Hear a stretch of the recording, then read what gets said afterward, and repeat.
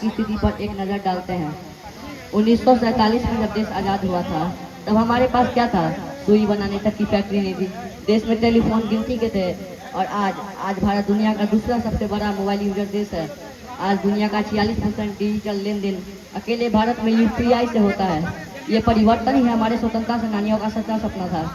आधुनिकता की इस भाग दौड़ में दिल कहीं पीछे रह गया। आधुनिकता की इस भाग दौड़ में दिल कहीं पीछे रह गया। मॉडर्न हो गया हर इंसान, पर अपनापन कहीं खो गया, पर अपनापन कहीं खो गया।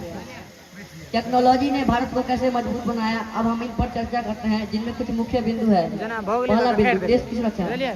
पहले हम राइफल तक विदेशों से लाते थे और आज टेक्नोलॉजी के दम पर आईएनएस विक्रांत जैसा एयरक्राफ्ट, कैरियर तेजस फाइटर जेट, ब्रह्मास्त्र मिसाइल खुद बनाई।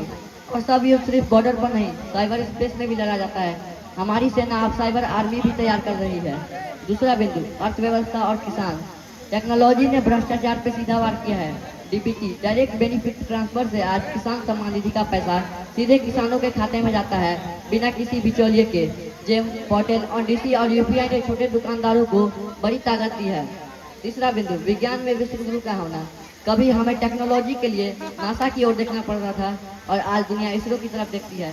चंद्रयान 3 ने चंद्रमा के दक्षिणी ध्रुव पर तिरंगा लहराया, जहां पर आज तक कोई नहीं पहुंचा था। आदित्य L1 सूरज पर नजर रख रहा है और अब हमारा गगनयान मिशन इंसान को अंतरिक्ष भेजने को तैयार है। चौथा बिंदु, डिजिटल इंडिया, असली लोकतंत्र। आजादी का मतलब है हर नागरिक तक सुविधा पहुंचाना। जैन ट्रिनिटी, जनधन आधार मोबाइल ने कर दिखाया।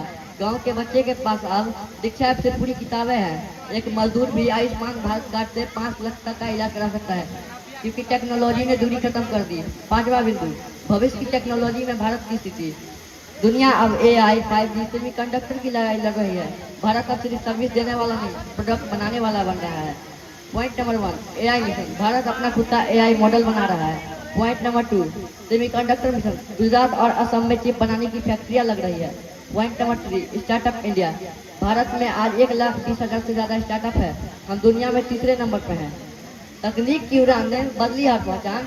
तकनीक की उड़ान ने बदली हर पहचान। ज्ञान और विकास से बढ़ा भारत का मान। ज्ञान और विकास से बढ़ा भारत का मान।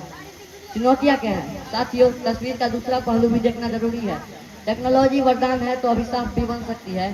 Fake news, deepfake, cyber fraud और सोशल मीडिया की लत हमारे युवाओं के लिए चुनौती है। हमें टेक्नोलॉजी का इस्तेमाल करना है, टेक्नोलॉजी का गुलाम नहीं बनना है। तकनीक ने दुनिया को नया मुकाम दिया है। तकनीक ने दुनिया को नया मुकाम दिया है। हर मुश्किल को आसान करने का पैगाम दिया है। हर मुश्किल को आसान करने का पैगाम दिया है। टेक्नोलॉजी में युवाओं की भूमिका। हमारे स्वतंत्रता सेनानियों ने लाठियां गोलियां खाई, हमें कोडे और कीबोर्डें उठानी है। देश के पूर्व राष्ट्रपति डॉक्टर APJ अब्दुल कलाम ने कहा था, सपना वो नहीं जो नींद में आए, सपना वो है जो नींद न आने दे। हमारा सपना होना चाहिए 2047 तक भारत को विकसित राष्ट्र बनाना है। इसके लिए हमें क्या करना होगा? सिर्फ टेक्नोलॉजी के यूजर नहीं, क्रिएटर बनना होगा। मेड इन इंडिया प्रोडक्ट्स को बढ़ावा देना होगा और अपनी भाषा, अपने संस्कारों के साथ टेक्नोलॉजी को जोड़ना होगा। अंत में मैं अपनी बात इन्हीं पंक्तियों के साथ खत्म करना चाहूंगा। तकनीक है हथियार, तकनीक है आसान, तकनीक है हथियार, तकनीक है आसान। इसी से बनेगा आत्मनिर्भर हिंदुस्तान। कोड लिखेगा युवा, नया इतिहास लिखेगा युवा। दुनिया फिर से कहेगी भारत महान। हमने राजनीतिक आज़ादी 1947 में पा ली है, अब हमें तकनीकी आज़ादी 2047 तक पानी है। जय हिंद, जय भारत।